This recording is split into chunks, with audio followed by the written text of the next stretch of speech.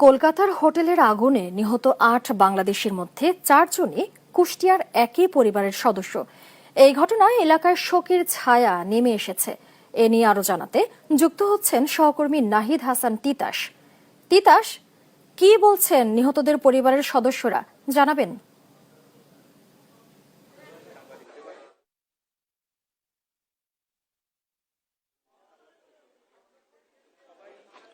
সালমা, কলকাতায় হোটেলে অগ্নিকাণ্ডে নিহতের ঘটনায় কুষ্টিয়ার যে সাংবাদিক দেবাশিস দত্ত তার পরিবারের সদস্যরা নিহতর ঘটনাতে তার পরিবারে অর্থাৎ এলাকায় কিন্তু শোকের ছায়া নেমে এসেছে এবং শোকের মাতম চলছে এলাকায়। আমি পরিবার সূত্রে যেটি জানতে পেরেছি যে গত ৩ আগস্ট তার স্ত্রী এবং ৩ বছরের এক সন্তান এবং শ্বশুরকে নিয়ে চিকিৎসার উদ্দেশ্যে বেঙ্গালুরে যান। সেখানে ১৩ দিন চিকিৎসা শেষে কিন্তু ১৭ই আগস্ট তারা কলকাতায় ফিরে আসে বাংলাদেশে আসার জন্য। তবে প্লেনের টিকিট না পাওয়ার কারণে কিন্তু তারা কলকাতায় হোটেলে অবস্থান করতে হয় তাদের। সেখানেই কিন্তু গত মঙ্গলবার দিবাগত রাত ২টার দিকে যে এসি বিস্ফোরণের ফলে যে অগ্নিকাণ্ড সংঘটিত হয়, এই অগ্নিকাণ্ডে কিন্তু ৪ জন নিহত হয় তার পরিবারের। নিহতর ঘটনায় কিন্তু এখন কুষ্টিয়ার যে বাড়ি রয়েছে সাংবাদিক দেবাশিস দত্তের, সেই বাড়িতে কিন্তু একেবারে শোকের মাতম চলছে এবং এলাকায় শোকের ছায়া নেমে এসেছে। অর্থাৎ এলাকায় দেবাশিস দত্তের যে পরিবার, সেই পরিবারের কিন্তু একমাত্র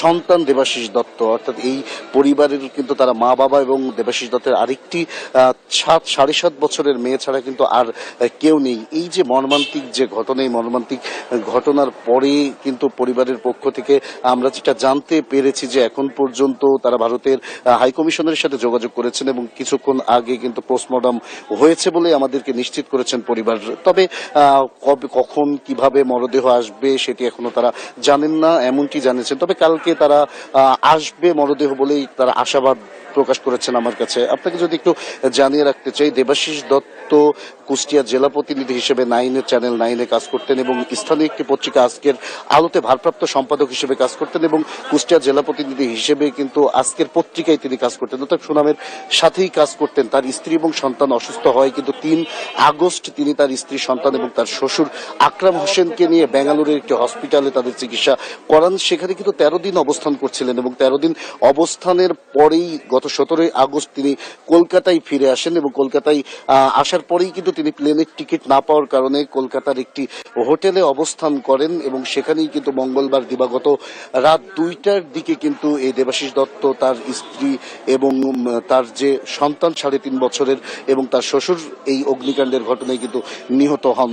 এই ঘটনায় এখন পর্যন্ত এলাকায় কিন্তু শোকের ছায়া নেমে এসেছে। তার সাংবাদিক থেকে শুরু করে তার যারা পরিচিত এবং এলাকাবাসী, তাদের সবার মধ্যেই কিন্তু একটি হতাশার ছায়া এবং কালো ছায়া নেমে এসেছে তাদের মধ্যে। তারা সবাই বলছে এভাবে চিকিৎসা নিতে যে দেবাশিসকে লাশ হয়ে ফিরতে হবে, এটা কোনোভাবেই তারা কেউই মানতে পারছেন না। এই ছিল কুষ্টিয়া থেকে আমার কাছে সর্বশেষ খবর। সালমা। তিতাস, আপনাকে ধন্যবাদ। দর্শক, কুষ্টিয়া থেকে নিহতদের পরিবারের সদস্যদের অবস্থা এবং এলাকার সার্বিক পরিস্থিতি জানাচ্ছিলেন সহকর্মী তিতাস।